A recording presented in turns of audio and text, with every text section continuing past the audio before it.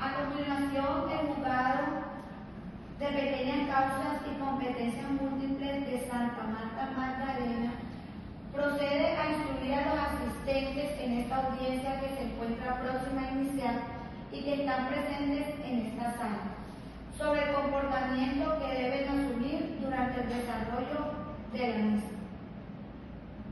La audiencia será precedida por el señor juez Ángel Porras Pacheco, cuyas órdenes deberán ser acatadas sin perjuicio de la utilización de las impugnaciones que el ordenamiento jurídico como pertinentes.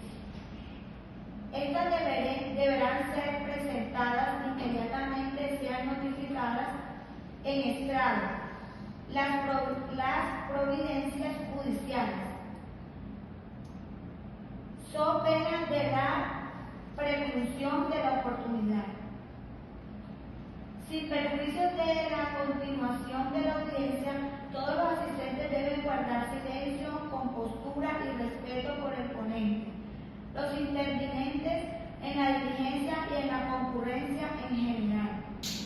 Damos inicio a la audiencia inicial de primera instancia, proceso ejecutivo singular de mínima cuantía. Juzgado de pequeñas causas y competencias múltiples de Santa Marta, radicado con el número 548-396-000. El demandante, Eduardo Antonio Brujés Géneco, y su apoderada, la doctora Diana Marlene Cardoso Rá. El demandado, Fabián David Cuello Meléndez, y el apoderado, doctor Carlos García. Siendo las 8 del día 14 de noviembre de 2025, se declara abierta la audiencia dentro del proceso ejecutivo singular de mínima cuantía, promovido por el señor Eduardo Antonio Brujés Géneco, por intermedio de su apoderada judicial, la doctora Diana Marlene Cardoso Rá, contra el señor Fabián David Cuello Meléndez, quien actúa por conducta de su apoderado, el doctor Carlos García. Toda decisión que adopte en esta audiencia quedará notificada en estrados. Procedemos a la identificación de las partes y sus apoderados. Le doy la palabra a la parte demandante y su apoderado. Buenos días, señor juez. Mi nombre es Diana Marlene Cardoso Rá, identificada con cédula de ciudadanía 57-291-335, tarjeta profesional 321-253, y domicilio calle 15, número 2A21, oficina 706, Santa Marta. Correo raadmin@hotmail.com. Soy Eduardo Antonio Brujés Géneco, identificado con número de cédula 10006-639-392 y domicilio Manzana 6, Casa 32, Andrea Carolina, correo eduardobrujésg@gmail.com. Tiene el uso de la palabra la parte demandada y su apoderado. Buenos días, señor juez. Mi nombre es Carlos García, con el número de cédula 1-122-815-701 de Barrancas, Guajira.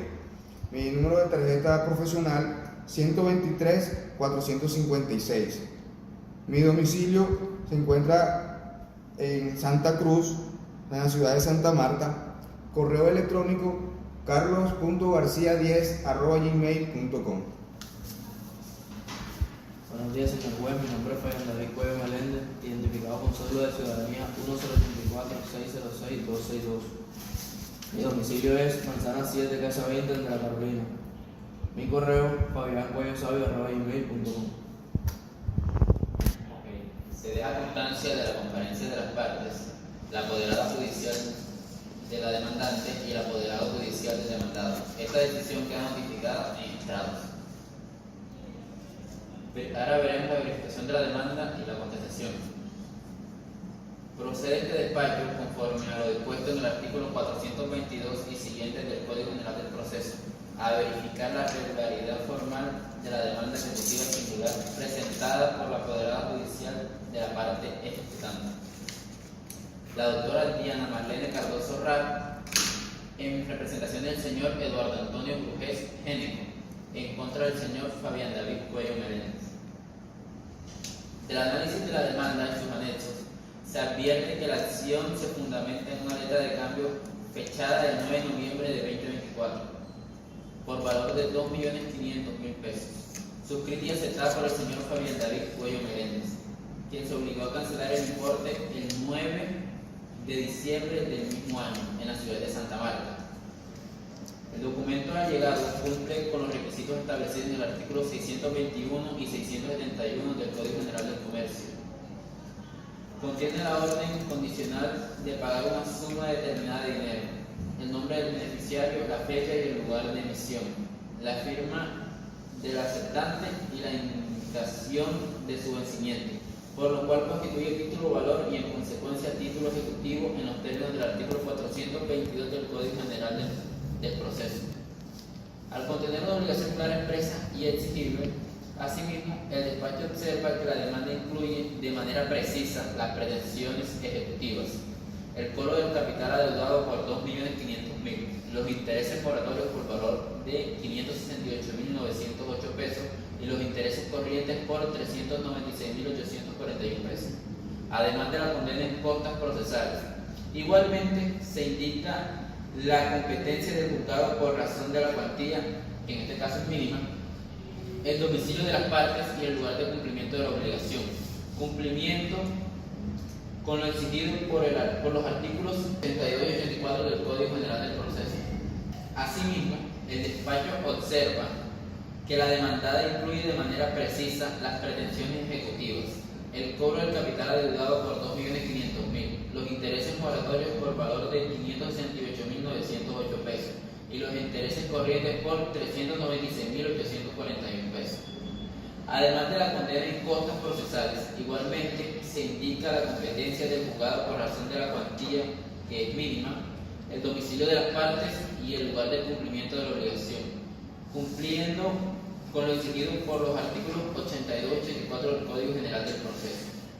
Revisando el expediente, se consta que la demanda fue admitida en debida forma, se notificó al demandado y dentro del término legal este proceso y también presentó contestación oportuna mediante escrito radicado por intermedio de su apoderado, el doctor Carlos García, quien acepta parcialmente los hechos, primero, segundo y tercer hecho, y niega parcialmente el hecho cuarto, alegando haber efectuado un abono parcial de 1.000.000 de pesos.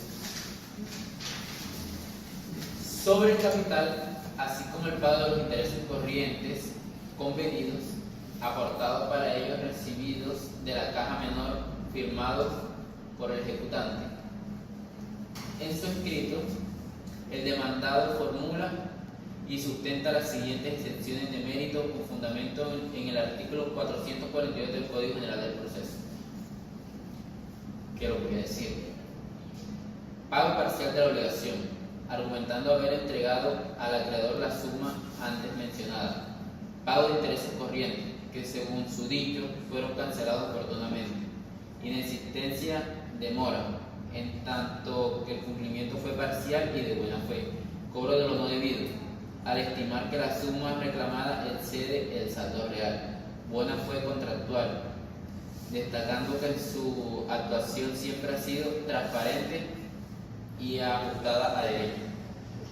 Por su parte, la apoderada del demandante niega que los recibidos aportados correspondan a un pago imputable al capital o a los intereses que se exigen, señalando que la obligación se encuentra impaga en su totalidad. El despacho, en ejercicio de su función de dirección del proceso, deja constancia de que la demanda cumple con los requisitos formales y sustanciales exigidos por el Código General del Proceso, que el título ejecutivo se encuentra debidamente incorporado al expediente y que la constancia fue representada dentro del término legal, con exposición de hechos y excepciones de mérito que serán analizadas en su momento procesal oportuno. En consecuencia, el juzgado declara formalmente verificada la demanda y su contestación, y admitidos en debida forma los escritos de las partes para efectos de continuar con los desarrollos de la audiencia conforme a las etapas previstas por la ley. Esta decisión queda notificada en estrados. Ahora abriremos paso al espacio de conciliación. Entrando a la siguiente fase de audiencia y de conformidad con lo dispuesto en el artículo 372, numeral 4 del Código General del Proceso, correspondiente a este despacho, intentar la conciliación entre las partes antes de resolver las excepciones de mérito y continuar con el trámite procesal. El propósito de esta etapa es buscar una solución directa, voluntaria y pacífica al conflicto, en virtud del principio de economía procesal y del deber judicial de promover la autocomposición. Recordemos que conforme a los artículos 1, 2, 3 y 10 del Código General del Proceso, la conciliación constituye un mecanismo preferente para la solución de controversias y permitir poner fin al litigio con efectos de cosa juzgada. El juzgado recuerda a las partes que la conciliación que se logre en esta audiencia tendrá los mismos efectos de una sentencia ejecutoriada, conforme a los artículos 303 del Código General del Proceso, y que de alcanzarse un acuerdo, este será incorporado al acta y prestará mérito ejecutivo. Hecha esta precisión, se concede el uso de la palabra a la parte ejecutante para que manifieste su disposición a conciliar, las condiciones en que lo haría o si mantiene íntegramente sus pretensiones. Gracias, señoría. Yo, Eduardo Antonio Mujer Género, manifiesto mi disposición al diálogo y a una posible conciliación, pero quiero aclarar que el crédito que origina este proceso proviene de un préstamo que dice el señor Cuello Meléndez por la suma de 2.500.000, respaldado en una letra de cambio firmada por él. El demandado ha dicho que me pagó 1.000.000 de pesos, pero debo precisar que si bien reconozco haber firmado los recibos aportados, no acepto que el pago de 1.000.000 sea imputable al capital, ni que los pagos de intereses extingan la mora reclamada. A pesar de ello, con el ánimo de llegar a un arreglo, estoy dispuesto a conciliar si el señor Cuello Meléndez reconoce la totalidad de la deuda y se compromete a pagar el valor completo dentro de los próximos 10 días del calendario, caso el cual estoy dispuesto a reducir los intereses moratorios para facilitar el cumplimiento. Gracias. Se le concede el uso de la palabra al demandado. Con su permiso, señoría, para comunicarle que en este tiempo no hemos podido llegar a un espacio para poder conciliar con las partes, para ver si usted nos concede el permiso de darnos unos cuantos minutos para poder hablar con la parte y poder llegar a una conciliación. Me parece bien. ¿Qué les parece unos 8 minutos que puedan conciliar ahí afuera? Sí. Demandante y su apoderado. Muchas gracias, señor juez. Bueno, yo propongo pagar 1.200.000 pesos en 2 cuotas sin intereses. Bueno, señor juez, después de haber conciliado, pues, la verdad no aceptamos sin intereses. Bueno, viendo que no existe acuerdo, se declara fracasada la conciliación y esta decisión queda notificada en estrados. Pasemos a la siguiente parte del interrogatorio de partes, argumentada en el artículo 198 del Código General del Proceso. Procederemos al interrogatorio de las partes. Antes de prestar juramento de decir la verdad, se le advierte que el falso testimonio constituye delito y conforme al artículo 442 del Código Penal, el cual sanciona a quien bajo juramento falta a la verdad o a la conforme en el marco de una actitud judicial. Deberá en consecuencia declarar con veracidad, precisión y coherencia, por cuanto sus manifestaciones tienen efectos legales. Levante la mano derecha. ¿Jura usted decir la verdad ante el testimonio que va a dar? Señor Rubén Geneco, ¿jura decir la verdad? Sí, juro. Señor Cuello Meléndez, ¿jura decir la verdad? Sí, señoría, juro. ¿Recibió algún pago parcial por parte del demandado? No, señoría. No he recibido suma alguna del señor Cuello Meléndez. El préstamo se hizo por 2.500.000 y hasta la fecha no ha sido cancelado ni parcial ni totalmente. ¿Reconoce haber recibido la suma de 1.000.000 de pesos como abono al capital? Su señoría, sí reconozco mi firma en los recibos de caja menor aportados, incluyendo el de 1.000.000 de pesos, Sin embargo, sostengo que ese dinero fue por un concepto diferente al abono del capital de la letra de cambio. ¿Recibió pagos por intereses durante la vigilancia del préstamo? Su señoría, sí recibí los pagos identificados en los recibos, los cuales correspondían a los intereses corrientes pactados. Sin embargo, dichos pagos no extinguieron la obligación principal, por lo que la mora sí se configuró al no pagar el capital a tiempo. ¿Considera que el demandado se encuentra en mora? Sí, su señoría. Desde el día del vencimiento del título valor, el 9 de diciembre de 2024, el demandado se encuentra en mora por no haber cancelado el préstamo ni sus intereses, conforme a lo establecido en el artículo 1608 del Código Civil y 422 del CGP. Vayamos a la parte demandada. ¿Reconoce haber suscrito la letra de cambio por 2.500.000? Sí, su señoría. Efectivamente firmé la letra de cambio por 2.500.000 pesos en favor del señor Eduardo Brujés, en virtud de un préstamo de dinero que recibí de él.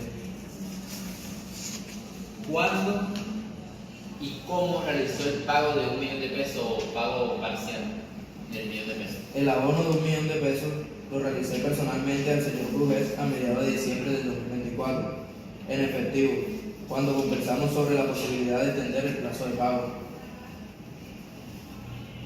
¿Posee comprobante del pago que alega haber realizado? Sí, tengo recibos firmados por el señor Brujés y los he aportado a la contestación de la demanda.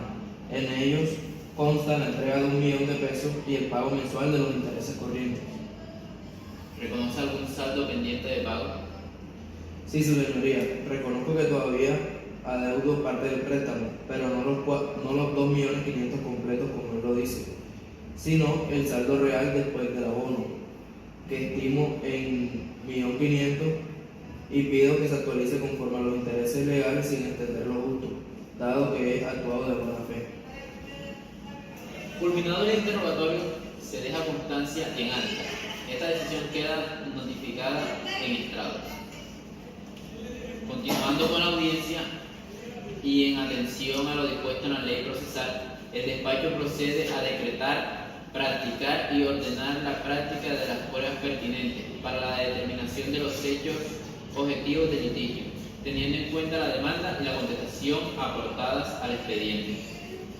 Recordando que la demanda se funda en una letra de cambio por 2.500.000 pesos y que el demandado alega haber efectuado un abono de 1.000.000 de pesos y pagos de intereses corrientes, el juzgado decreta las siguientes pruebas, motivando su pertinencia, finalidad y alcance probatorio. Las pruebas documentales decretadas y admitidas del crédito, aportados por el demandante.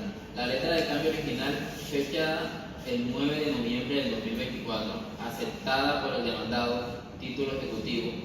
Finalidad: acreditar el origen, la existencia y la cuantía de la obligación ejecutada, aportados por el demandante. La letra de cambio original, fechada el 9 de noviembre del 2024, aceptada por el demandado, acreditada el origen, la existencia y la cuantía de la obligación ejecutiva, constituye el título ejecutivo que incorpora la obligación clara, expresa y exprime, poder conferido al apoderado, acreditar la representación procesal. Documentos aportados por el demandado. Letra de cambio original fechada el 9 de noviembre del 2024, aceptada por el demandado. Documentos aportados por el demandante. Letra de cambio original fechada el 9 de noviembre del 2024, aportada por el demandado. Tiene como finalidad acreditar el origen, la existencia y la cuantía de la obligación ejecutiva. Y le tenemos la valoración constituyente del título valor que incorpora la obligación clara, expresa y exprime. Poder conferido al apoderado. Acreditar la representación procesal. Documentos aportados por el demandado en la contestación y en los anexos. Tiene como final acreditar el pago parcial alegado por el demandado y reducir el monto exigible. Los recibos de caja menor y los comprobantes de transferencias aportados por el demandado, cuya firma fue reconocida por el ejecutante en interrogatorio de partes. Constituyen prueba plena del abono de 1 millón al capital y del pago de los intereses corrientes, conforme a las exenciones de mérito, comprobantes de pago de intereses corrientes, transferencias bancarias, extractos o recibos. Esto tiene como finalidad acreditar la cancelación de intereses corrientes y verificar la existencia o no de mora. El despacho tiene por débito y admite como documentales de cargo y de descargo las piezas traídas al expediente. Se ordena su incorporación plena al cuaderno probatorio para su valoración en la sentencia. Esta decisión queda notificada en estrados. En el artículo 338 del Código General del Proceso. Continuando con el desarrollo de la audiencia, demos paso a la etapa de fijación del litigio, conforme a lo establecido en el artículo 372 del Código General del Proceso. Esta fase tiene como finalidad determinar con precisión los hechos y las pretensiones que serán objeto de debate y decisión en la sentencia, así como delimitar los aspectos en los cuales existe conformidad y aquellos sobre los que persiste controversia entre las partes. El artículo 372 del Código General del Proceso dispone que una vez surtida la etapa de conciliación y el interrogatorio de partes, el juez debe oír a las partes para que manifiesten si se ratifican sus escritos de demanda o contestación o si por el contrario realizan aclaraciones, precisiones o modificaciones respecto a los hechos o de las pretensiones planteadas. Se advierte a los intervinientes que la fijación del litigio tiene efectos vinculantes en tanto delimita al marco de la decisión judicial y orienta al análisis probatorio. En consecuencia, se concede el uso de la palabra a la parte demandante por intermedio de su apoderada judicial para que indique si se ratifican los hechos y pretensiones de la demanda o si desea efectuar alguna modificación o aclaración. Apoderada del demandante. Sí, señor juez. Me ratifico en los hechos y pretensiones de la demanda. El litigio versa sobre la obligación total derivada de la letra de cambio por valor de 2.500.000 pesos, más los intereses moratorios generados desde el vencimiento del título. Mi representado no reconoce la existencia de ningún abono parcial, por lo cual la obligación continúa vigente en su integridad. Se concede la palabra al demandado. Su señoría, me rectifico en la contestación de la demanda y en todas las excepciones de mérito. Insisto en que el título ejecutivo solo es exigible por el saldo capital del 1.500.000, pues se comprobó documentalmente el pago de 1 millón de pesos y los intereses corrientes. Por ende, las excepciones de pago parcial y pago intereses deben ser declaradas probadas.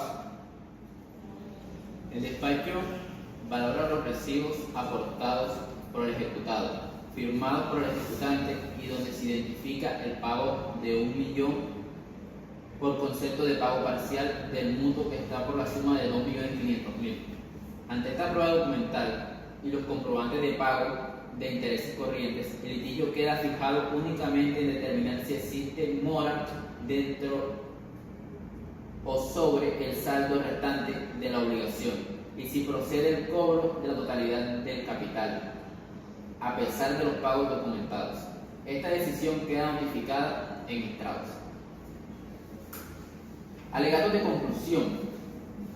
Abordadas las etapas anteriores de la audiencia, incluida la etapa de las pruebas decretadas por este despacho, corresponde ahora dar inicio a la etapa de alegatos de conclusión. En esta fase se concede a las partes la oportunidad de presentar sus apreciaciones finales sobre los hechos debatidos y las pruebas practicadas, con el propósito de que expresen sus consideraciones judiciales y fácticas antes de que el juzgado proceda a dictar la decisión de fondo. Se recuerda a los intervinientes que los alegatos de conclusión deben referirse únicamente a los hechos objetos de proceso y a las pruebas que obran en el expediente. No podrán introducirse hechos nuevos ni pretensiones distintas a las debatidas, pues esta etapa tiene por finalidad sintetizar los argumentos y orientar al despacho en la valoración de material probatorio. En consecuencia, se concede el uso de la palabra a la parte demandante por intermedio de su apoderada judicial para que exponga sus alegatos de conclusión. Finalizada su intervención, se otorgará el uso de la palabra a la parte demandada para el mismo efecto. Esta decisión queda notificada en estrados. Apoderada del demandante. Gracias, señoría. En representación del señor Eduardo Antonio Bruguer Génico, expongo los alegatos de conclusión dentro del presente proceso ejecutivo singular de mínima cuantía, promovido con base en la letra de cambio suscrita por el señor Fabián David Cuello Meléndez, por valor de 2.500.000 pesos. Con vencimiento el 9 de diciembre del 2024. Se acredita la existencia de la obligación respaldada en título ejecutivo conforme al artículo 422 del Código General del Proceso, Ley 1564 del 2012. No fue aprobado por el demandado el abono parcial alegado de 1.000.000 pesos, ni la cancelación de los intereses corrientes. La carga de la prueba recae sobre quien alega el hecho, conforme al artículo 1757 del Código Civil, y a principio de la sana crítica. La obligación no extinguida genera mora desde la fecha de vencimiento y debe exigirse al vencido. En consecuencia, solicito que se declare no probadas las excepciones de mérito propuestas por el demandado: pago parcial, pago de intereses, inexistencia de mora, cobro de lo no debido. Ordenar la ejecución por el total de 2.500.000 más intereses moratorios desde el 9 de diciembre del 2024 hasta el pago completo. Condenar en costas procesales al demandado, según lo dispuesto en el artículo 365 del CGP. Mantener las medidas cautelares decretadas hasta la total satisfacción del crédito. Mi representado ha actuado siempre de buena fe y únicamente busca la recuperación legítima de las sumas que por derecho le corresponden. Muchas gracias, su señoría. Ok, pasemos a la palabra de la parte demandada. Gracias, su señoría.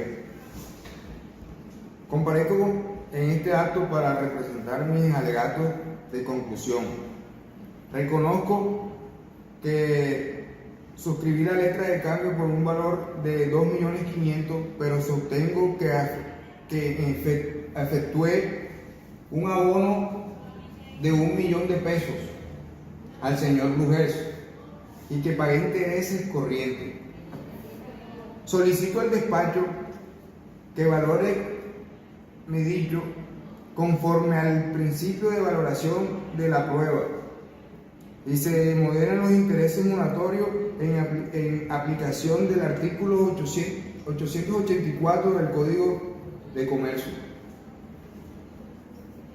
En representación del señor Cuello Meléndez y en atención a las pruebas practicadas, es evidente que mi apoderado logra desvirtuar la pretensión total de la demanda.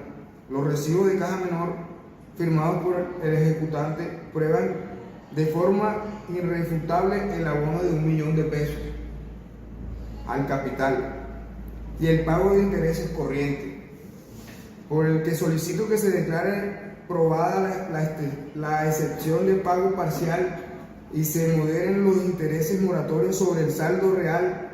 Es todo, señor juez. Se decreta un receso de 30 minutos para deliberar. Esta decisión queda notificada en estrado. El despacho procede a fallar de forma oral. Resuelve. En virtud del análisis probatorio practicado en audiencia y de las manifestaciones de las partes, este despacho decide lo siguiente. Primero, declarar probadas las excepciones de méritos relativas, pago parcial de la obligación y pago de intereses corrientes, con fundamento en los recibos de caja menor aprobados y firmados por el ejecutante. Segundo, en consecuencia, se ordena seguir adelante con la ejecución por el saldo capital restante de la obligación, que asciende a la suma de 1.500.000 pesos, más los intereses moratorios que se causen sobre dicha suma desde la fecha de constitución en mora y hasta su pago total. Tercero, se ordena al demandado que efectúe el pago voluntario de la suma ejecutada en el término de 5 días, contado desde la notificación de esta providencia y del mandamiento ejecutivo que la practique, en los términos establecidos por la ley procesal para obligaciones liquidadas de dinero. También las reglas aplicables en términos de 5 días para pago de suma de dinero. Si el demandado paga dentro del referido término, la ejecución se dará por terminada por pago y se ordenará la liquidación final y la devolución de garantías en exceso. Si el demandado no paga dentro del término concedido, se construirá la ejecución forzada mediante las medidas de embargo y apremio que correspondan, y con el apremio de los bienes embargables ya señalados en el expediente. Cuarto, se niega la excepción de inexistencia de mora en cuanto el saldo capital de 1.500.000 continúa siendo una obligación incumplida. En consecuencia, siguen vigentes los intereses moratorios sobre dicho saldo hasta su total cancelación.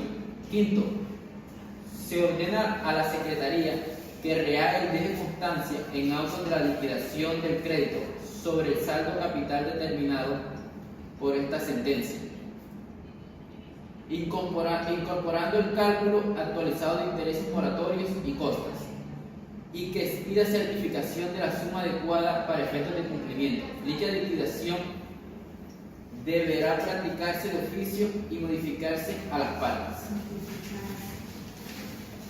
Sexto, se mantienen las medidas cautelares decretadas en el proceso hasta cuanto el crédito se encuentre totalmente satisfecho y hasta que este despacho ordene su levantamiento por justa causa.